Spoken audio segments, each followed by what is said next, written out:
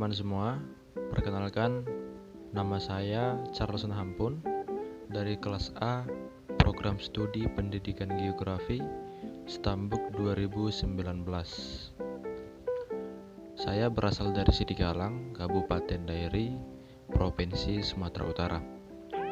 Ini saya akan membuat sebuah video berisi tentang pembelajaran materi bahasa Indonesia.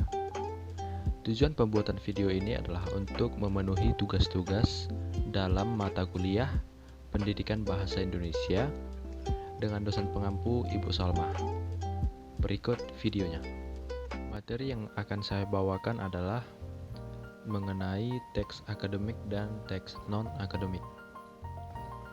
Kita mulai dari yang pertama, dari pengertian dulu. Yang pertama adalah teks akademik.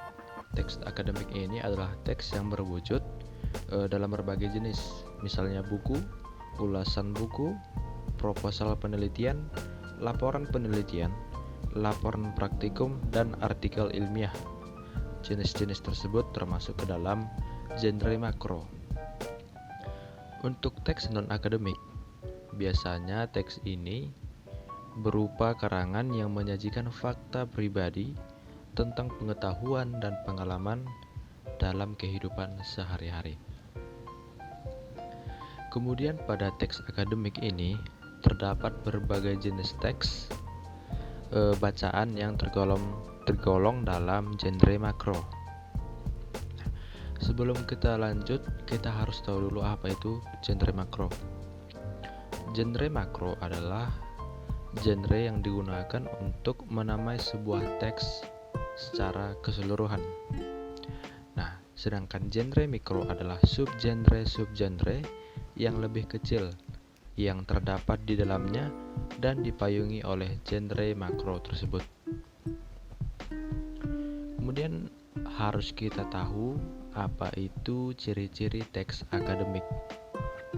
Nah, teks akademik menurut Surdayanto tahun 1996 memiliki ciri-ciri antara lain sederhana, padat, objektif, dan logis.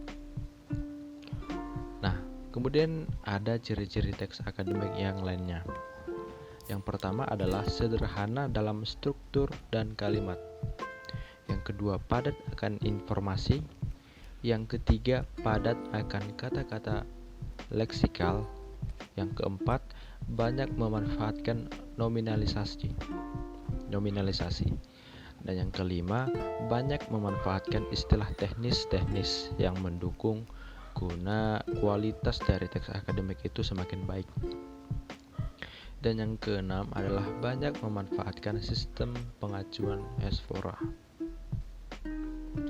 Selain itu, teks akademik mempunyai ciri memanfaatkan proses relasional identifikatif, bersifat monologis, serta banyak menggunakan jenis-jenis kalimat. Begitu. Kemudian biasanya mengambil genre faktual seperti deskripsi dan prosedural. Itu tadi beberapa ciri-ciri teks akademik. Sekarang ini kita akan membahas mengenai ciri-ciri teks non-akademik. Yang pertama adalah rumit dalam struktur kalimat, cenderung tidak padat informasi. Yang kedua adalah padat akan kata-kata struktural. Yang ketiga cenderung sedikit memanfaatkan nominalisasi. Keempat, cenderung sedikit memanfaatkan istilah-istilah teknis. Karena dalam penggunaannya, teks non-akademik ini lebih banyak dimanfaatkan dalam keseharian. Begitu. Kemudian, tidak menonjol pada salah satu jenis proses, bersifat dialogis, dan untuk itu mendayagunakan jenis kalimat yang lebih bervariasi, yang lebih kreatif, yang lebih variatif. Kemudian akan kita bahas mengenai teks makro. Yang pertama, ulasan buku.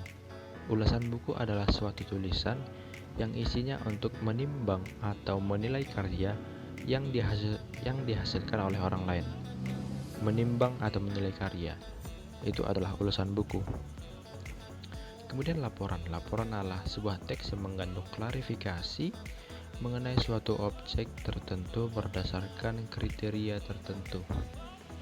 Kemudian ada proposal, yaitu rencana yang disusun untuk kegiatan tertentu, atau biasa juga dikatakan sebagai rencana yang diruangkan dalam bentuk rencana kerja. Kemudian ada artikel ilmiah, yaitu karya ilmu pengetahuan yang menyajikan fakta umum dan ditulis menurut metodologi penulisan yang baik dan benar. Nah, itu tadi teman-teman sedikit pembahasan kita mengenai teks akademik dan teks non-akademik. Tadi kita sudah membahas mengenai ciri-cirinya dan pengertiannya. Nah, begitu. Contoh-contoh dalam teks akademik ini dapat kita jumpai atau sering kita jumpai atau bahkan selalu kita jumpai pada memang tempat-tempat yang banyak ditemukan atau memang urgensinya cocok begitu, seperti di perpustakaan sekolah, perpustakaan kota. Intinya adalah contohnya itu adalah teks proposal, buku, begitu, teks penelitian, karya ilmiah. Nah, dia menggunakan teks akademik karena memang dalam penyajian ya, dalam penulisan itu memang harus menggunakan kaidah-kaidah yang sesuai dengan teks akademik.